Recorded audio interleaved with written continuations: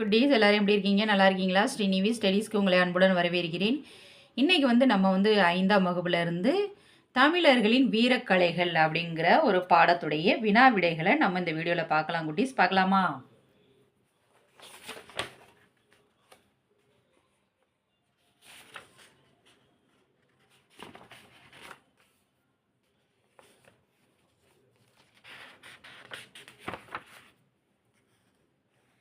சரியான சொல்லை தெரிவு செய்து எழுதுக அப்படின்னு கொடுத்துருக்காங்க.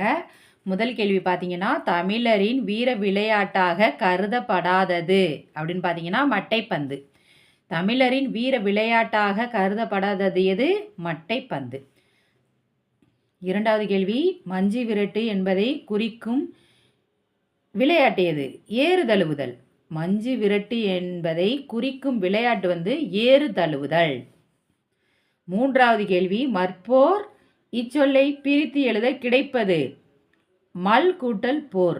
மற்போர் மல் கூட்டல் போர். நான்காவது கேள்வி, தன் கூட்டல் காப்பு இச்சொற்களை சேர்த்து எழுத கிடைப்பது தற்காப்பு. தன் கூட்டல் காப்பு தற்காப்பு. ஐந்தாவது கேள்வி, ஒலிம்பிக் போட்டியில் சேர்க்கப்பட்டுள்ள கலை வில்வித்தை.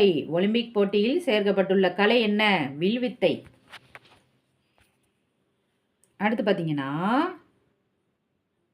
கீழ்காணும் சொற்களை சேர்த்து எழுதுக அப்படின்னு கொடுத்துருக்காங்க. ஒன்றாவது இது சிலம்பு கூட்டல் ஆட்டம் சிலம்பாட்டம். சிலம்பு கூட்டல் ஆட்டம் சிலம்பாட்டம். 2, வீரம் கூட்டல் கலை வீரக்கலை. வீரம் கூட்டல் கலை வீரக்கலை. கீழ்காணும் சொற்களை பிரித்து எழுதுக அப்படின்னு கொடுத்துருக்காங்க. அதாவது ஒன்றாவது இது தனக்கென்று, அதை பிரித்து எழுதினோம்னா தனக்கு கூட்டல் என்று. தனக்கென்று தனக்கு கூட்டல் என்று. இரண்டாவது பார்த்தீங்கன்னா கொடைத்திறம் அப்படின்னு கொடுத்துருக்காங்க. கொடை கூட்டல் திறம். கொடை திறம் கொடை கூட்டல் திறம் அப்படின்னு எழுதிருங்க. பொறுத்துகளில் காளை அப்படின்னு பார்த்தீங்கன்னா திமில். காளைக்கு திமில் இருக்கும் இல்லையா? திமில். சிலம்பம் அப்படின்னு பார்த்தீங்கன்னா கம்பு. சிலம்பம்னா என்ன? கம்பு. சிறுவாரை கம்பு அப்படின்னு பார்த்தீங்கன்னா மூங்கில். சிறுவாரை கம்புனா மூங்கில். தாளாண்மை அப்படின்னு பார்த்தீங்கன்னா முயற்சி. தாளாண்மைனா என்ன? முயற்சி. வேளாண்மை அப்படின்னு பார்த்தீங்கன்னா உழவு. வேளாண்மை அப்படின்னு பார்த்தீங்கன்னா உழவு. அடுத்து பார்த்தீங்கன்னா வினாக்களுக்கு விடையளிக்க கொடுத்துருக்காங்க. முதல் கேள்வி, தமிழர்களின் வீரக்கலைகளுள் 2 குறிப்பிடுக அப்படின்னு கேட்டிருக்காங்க. தமிழர்களின் வீரக்கலைகளுள் 2 குறிப்பிடுக. ஏறுதழுவுதல் சிலம்பாட்டம். ஏறுதழுவுதல் சிலம்பாட்டம் அப்படின்னு எழுதிருங்க. இரண்டாவது கேள்வி, ஏறுதழுவுதல் என்றால் என்ன அப்படின்னு கேட்டிருக்காங்க. காளைகளை அடக்கும் வீர விளையாட்டு ஏறுதழுவுதல் எனப்படும் அப்படின்னு எழுதிருங்க. மூன்றாவது கேள்வி, சிலம்பாட்டம் பேர்காரணம் தருக. தமிழர்களின் மற்றொரு வீர விளையாட்டு சிலம்பாட்டம். சிலம்பு என்றால் ஒலித்தல் என்பது பொருள். கம்பு சுழலும் போது ஏற்படும் ஓசையை அடிப்படையாக கொண்டே சிலம்பம் என பெயரிட்டனர். கம்பு சுழற்றுதல் என்னும் பெயரும் இதற்கு உண்டு.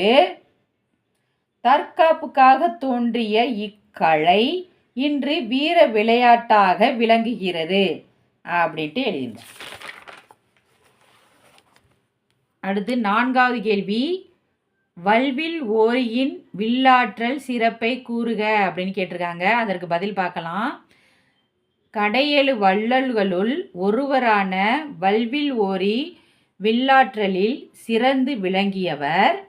அவர் வேட்டையாட காட்டுக்கு சென்றபோது பெரிய யானையொன்று எதிர்பட அதன் மீது அம்பெய்தினார்.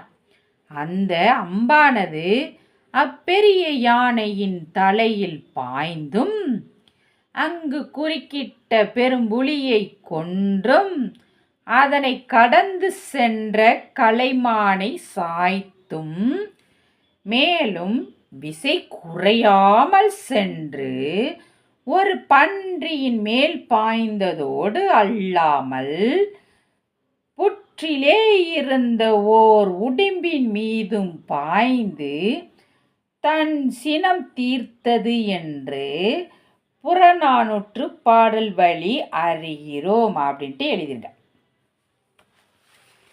அடுத்து 5வது கேள்வி. மற்போர் எவ்வாறு நடைபெறுகிறது அப்படின்னு கேட்டிருக்காங்க. பதில் பார்க்கலாம். இருவர் கைகோர்த்து கால்களாலும் தலையாலும் இடித்தும் உதைத்தும் ஒருவருடன் ஒருவர் போர் செய்வதே மற்போர் என்பதாகும் அப்படின்ட்டு எழுதிருங்க. அடுத்து சிந்தனை வினா. சிந்தனை வினாவில் முதல் கேள்வி பார்த்தீங்கன்னா, சிலம்பாட்டம் தற்காப்பு கலைகளுள் ஒன்று ஏன் அப்படின்னு கேட்டிருக்காங்க. சிலம்பாட்டம் தற்காப்பு கலைகளுள் ஒன்று தான். அது ஏன் அப்படின்னு பார்த்தீங்கன்னா, சிலம்பு எடுத்து சுழற்றும் போது உடம்பில் உள்ள ஒவ்வொரு நாடி நரம்பும் தசைகளும் இயக்கப்படுகின்றன.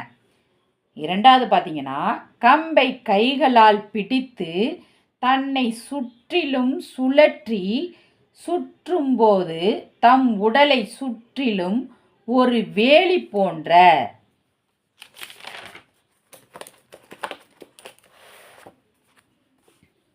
அமைப்பை உருவாக்கிட முடியும்.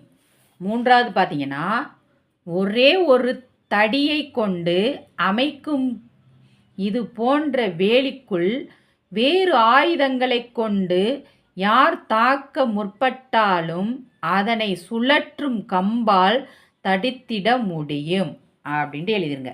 அடுத்து அதில் சிந்தனை வினாவில் 2வது கேள்வி, உடலில் உறுதி உடையவரே உலகை ஆளும் உறுதி உடையவர். இவ்வரிகளை பற்றி உமது கருத்து யாது அப்படின்னு கேட்டிருக்காங்க. சுவர் இருந்தால்தான் சித்திரம் வரைய முடியும். நம் உடல் நலம் நன்றாக இருந்தால்தான் உள்ளமும் நன்றாக இருக்கும். உடல் வலிமை பெறும்போது எதையும் தாங்கும் திறனை பெற முடியும். தெளிவான மனம் அமையும். சோம்பலின்றி சுறுசுறுப்பாக செயலாற்ற முடியும். உள்ளம் துடிப்பாக இருக்கும். அதனால் உலகை ஆளும் அளவிற்கு உள்ள உறுதியை தருகிறது அப்படின்ட்டு எழுதுங்க.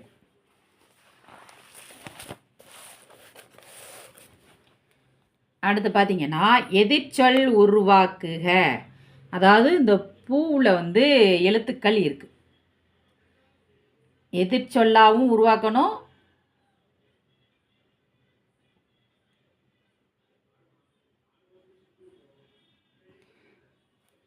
இ பா து இன் இம் அப்படி கொடுத்துருக்காங்களா.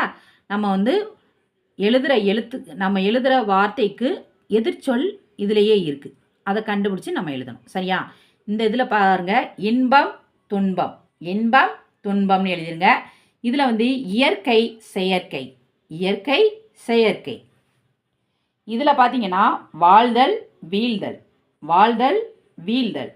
இதில் பார்த்தீங்கன்னா இன்சொல் வன்சொல், இன்சொல் வன்சொல் அப்படின்னு எழுதிருங்க. இதில் பார்த்தீங்கன்னா குறைந்த நிறைந்த, குறைந்த நிறைந்த அப்படின்னு எழுதிருங்க. இதில் போற்றுதல் தூற்றுதல், போற்றுதல் தூற்றுதல் அப்படின்ட்டு எழுதிருங்க.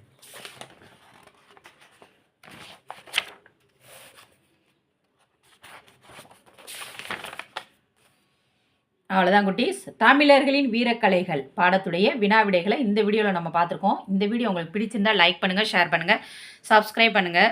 பாய் குட்டீஸ்.